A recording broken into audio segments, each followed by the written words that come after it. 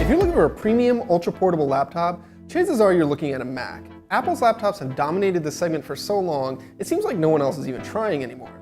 But HP is trying to change that narrative with the new Spectre. It's an ultra-light, ultra-thin, premium Windows 10 laptop with an equally premium price tag.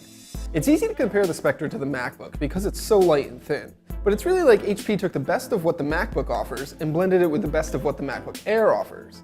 It weighs just under 2.5 pounds, measures a scant 10.4 millimeters thick when it's closed, and it's a 13.3-inch display with a full-size keyboard. Now, HP is selling this for $1169 to start, but the unit that I've been testing, which has a Core i7 processor, 8 gigs of RAM, and 256 gigs of storage, costs $1249.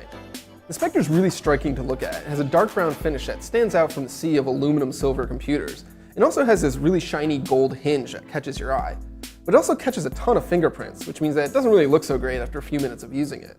Now, the next thing you're going to notice about the Spectre is that it doesn't have a touchscreen, it doesn't detach, and it doesn't try to be anything more than a traditional laptop. Now, the 1080p screen isn't as high res as you can get on other computers, but it's perfectly sharp at this size.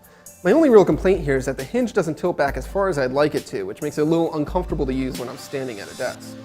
The keyboard is really nice to type on. It's got well-spaced keys and much better travel than Apple's MacBook. The trackpad's also really good too. It's smooth and glassy and tracks really nicely, but it's a little small and feels cramped compared to other computers with larger trackpads. Like the MacBook, the Spectre relies on USB-C for all of its connectivity. But unlike the MacBook, HP gives you 3 ports instead of 1. Now, 2 of these support Thunderbolt connections for fast data transfer, and all 3 handle power. It's definitely more convenient to have multiple USB-C ports than just 1, but because USB-C is still really new, I have to carry around a bunch of adapters to plug anything into it. Now, unlike the MacBook, the Spectre has Intel's more powerful chips inside, so it doesn't really get bogged down too easily.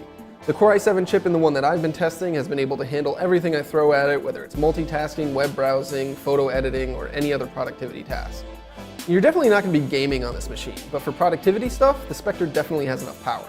Now, unfortunately, that performance doesn't extend to its battery life. The Spectre can last about 5 to 6 hours between charges with my daily use, which isn't enough to last a full day, and definitely less than I can get with a comparably spec'd MacBook Air. The battery life isn't so bad to be a deal breaker, but if you want the ultimate road warrior machine, the Spectre probably isn't it. But aside from my complaints with the battery life, the Spectre is really an excellent laptop. It's really well made, it looks great, has lots of performance, and it's so thin and light that carrying it around everywhere isn't really a burden. Apple may still be the king of premium laptops, but HP has shown that it can play this game too, and as a result, the Spectre is an excellent laptop.